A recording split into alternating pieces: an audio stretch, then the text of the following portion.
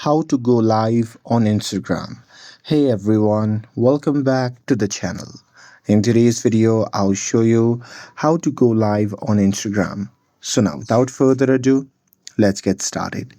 So here, first thing first, open the Instagram app on your phone and make sure that you're logged in to your account.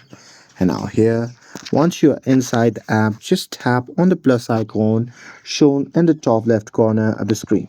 And now here, once you are inside the section at the bottom, there you'll see multiple options. So from there, you can just select live. And after that, in this section, before going live, you can add title to your live stream. You can choose your audience. You can turn comments on and off, and you can even add the filters that you want.